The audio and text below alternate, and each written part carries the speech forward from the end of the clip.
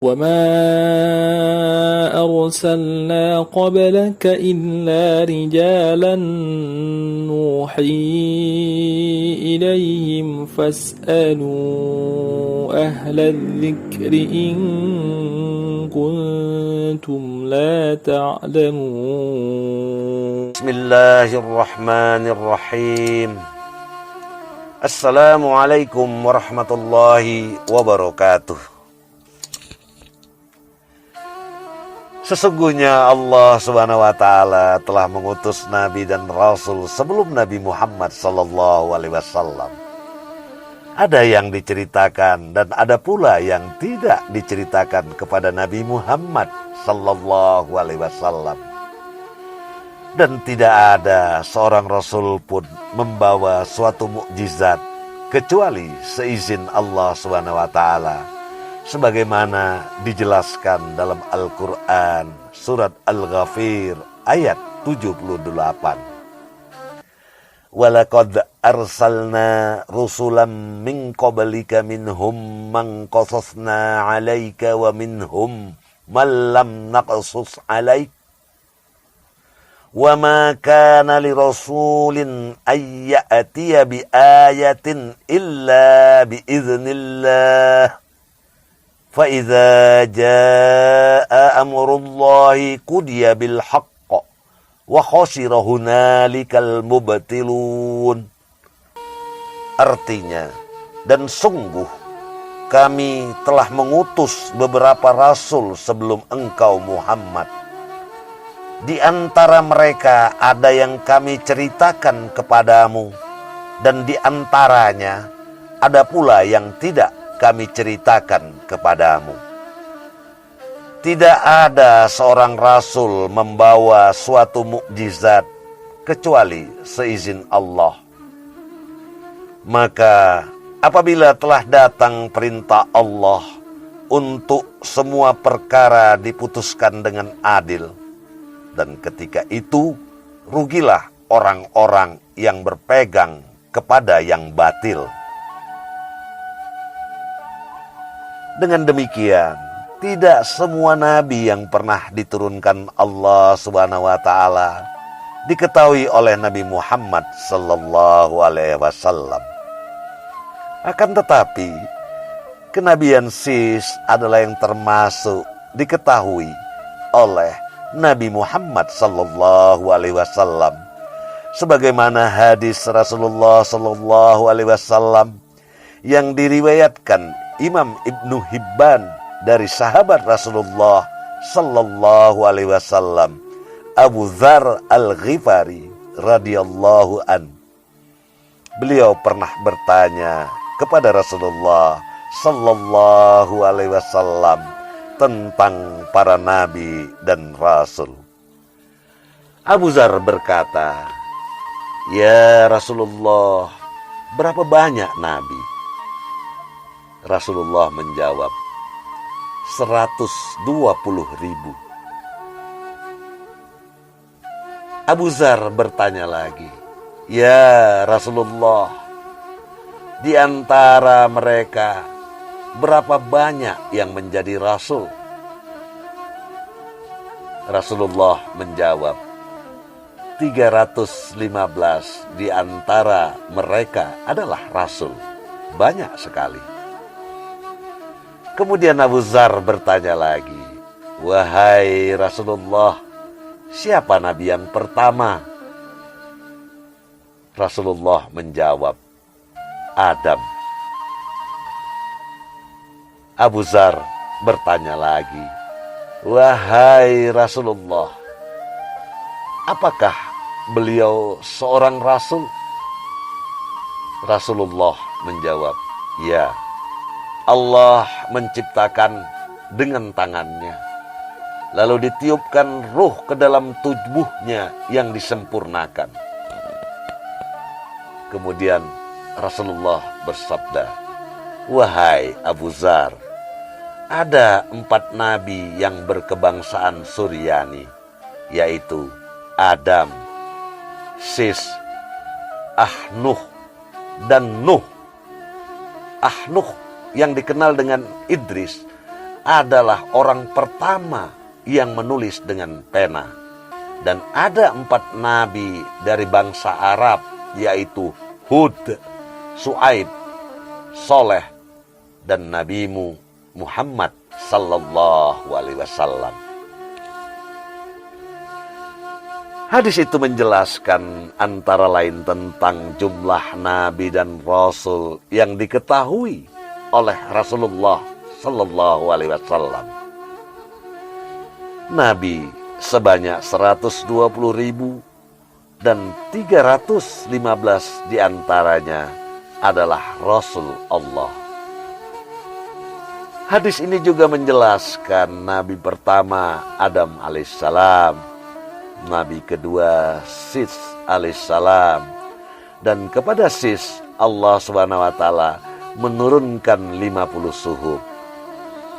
Nabi Sis adalah putra Nabi Adam alaihissalam, dan setelah Nabi Adam alaihissalam meninggal, sebagai satu-satunya dari banyak putra Nabi Adam alaihissalam yang menerima suhuf, maka Sis adalah Nabi Allah yang kedua menurut urutan kenabian.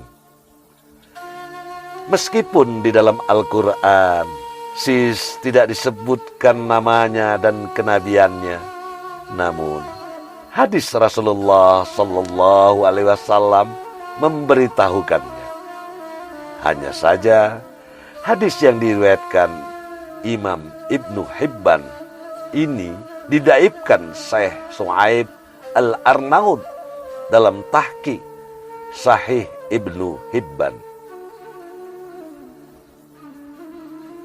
Sahabat kisah yang dimuliakan Allah Subhanahu wa taala, ada cerita dari Imam Ats-Tsa'labi An-Naisaburi bahwa setelah Sis terlahir dan tumbuh besar, Adam mengasingkan diri untuk beribadah kepada Allah dan membaca suhuf.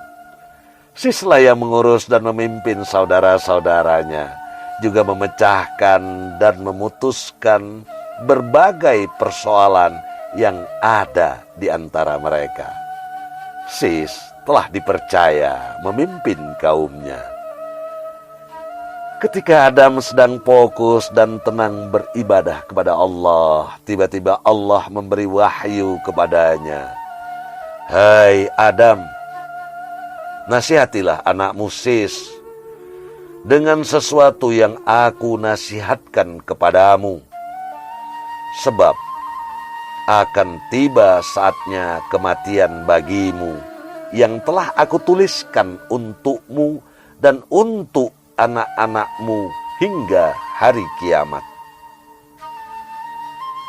Mendengar firman tersebut, Nabi Adam alaihissalam terkejut dan berkata, apa kematian yang telah engkau janjikan kepadaku itu segera tiba, ya Allah? Karena wahyu tak kunjung turun atas pertanyaannya, kemudian Adam mendatangi Sis. Dia memberikan wasiat kepadanya tentang berbagai hal. Dia memberitahukan kepada Sis tentang terjadinya topan dan kehancuran alam. Dia mengajarkan kepadanya tentang waktu-waktu ibadah dalam sehari semalam. Dia mengeluarkan seutas tali dari sutra yang memuat gambaran para nabi dan orang-orang yang menguasai dunia. Tali dari sutra itu adalah benda yang diturunkan kepada Adam dari surga. Kemudian dia memberikannya kepada Sis dan menuruhnya untuk dilipat dan disimpan di dalam tabut sejenis peti yang harus dikunci. Lalu Nabi Adam mencabut beberapa lembar rambut dari janggutnya dan meletakkannya ke dalam tabut tersebut sambil berkata, hai anakku, ambillah rambut-rambut itu, bawalah bersamamu ketika menghadapi urusan yang penting. Rambut-rambut tersebut akan membantumu mengalahkan musuh-musuhmu selama ada bersamamu. Apabila engkau melihat rambut-rambut tersebut memutih, maka ketahuilah bahwa ajalmu telah dekat dan engkau akan meninggal pada tahun itu. Kemudian Nabi Adam alaihissalam mencopot cincinnya dan memberikannya kepada Sis serta menyerahkan tabut dan suhuf yang telah diturunkan kepadanya. Adam berkata, "Wahai anakku, perangilah saudaramu Kabil. Sesungguhnya Allah akan menolongmu untuk mengalahkannya."